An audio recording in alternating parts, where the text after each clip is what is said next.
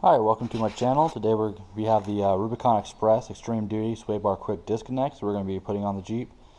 Ordered this part because right now, even on a 4-inch lift, I'm still running the stock sway bar links, which really limits the amount that the axle can flex when you're doing a lot of rock crawling and what have you. So decided this would be the next part that I'm going to be installing. It's a pretty cheap option.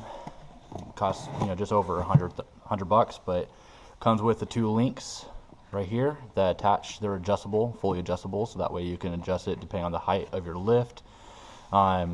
These little pins right here are what keeps it on when you have it hooked up, but when it comes time to unhook them, basically you pull the pins, slide the links off of the sway bar, and then basically either tie them up or connect them somewhere on the Jeep so they're not rattling around, which completely frees up your front axle for max articulation that your Jeep can handle with either their fenders or the lift that you have going on. So anyway, we've got a really fun project here ahead of us.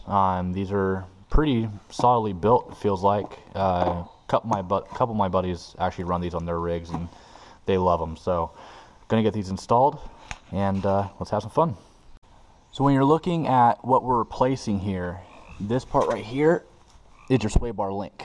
As you can see, that's pretty short, which brings my sway bar down. I'm running a 4-inch suspension lift here, so that's pretty limiting on how much the Jeep itself can flex out when it's up on a rock, or the whole joke of when I'm trying to park on something. But yeah, that's what we're going to be replacing, is this part right here.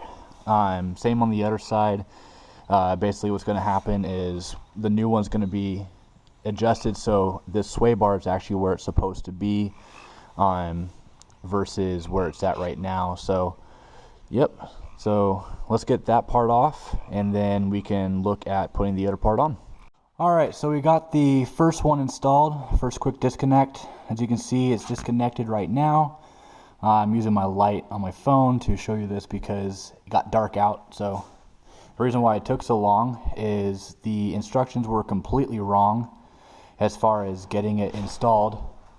The instructions were showing us to install it in the reverse order, which is obviously wrong because the sway bar is straight up and down when it's connected.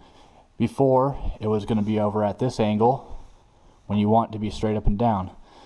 So had to adjust some things, and also the installation instructions as far as getting the bushing on there, they had it in the wrong spot on the instructions. So it took some trial and error, but we finally got this one on. Now time to do the other side.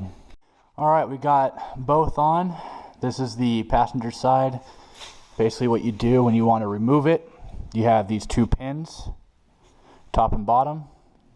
You flip that out and then pull it out, and that will get the sway bar to disconnect, the sway bar link to disconnect, which enables you to remove that, basically giving you a lot more room as far as your wheel articulation goes.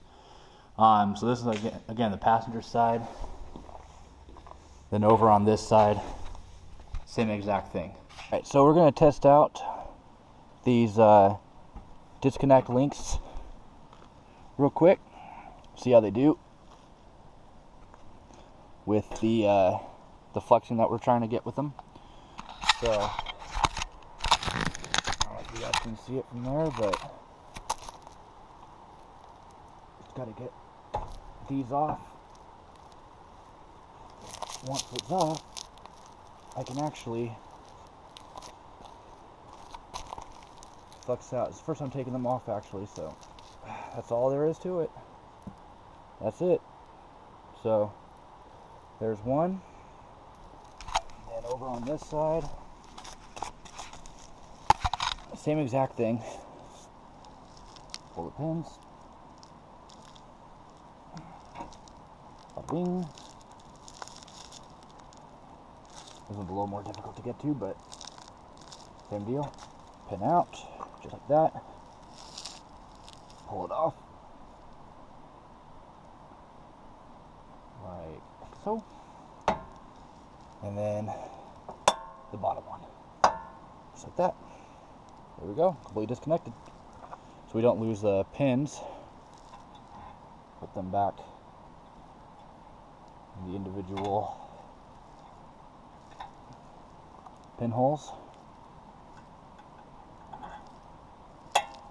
Like that. And same thing on the other side. Boom. And boom. Just like that. Alright, so flexed out. This isn't the full amount that it can actually flex out at, but you can see this, the angle from this is the top, that's the bottom down there. So you can see how much it's actually drastically changed just by taking the sway bar links off.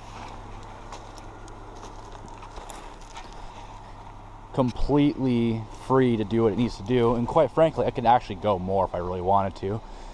I actually think I might.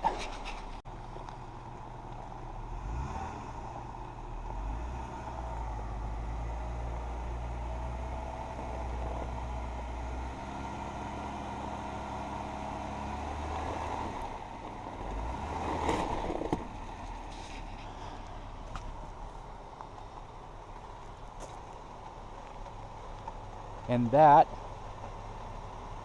is completely flexed out.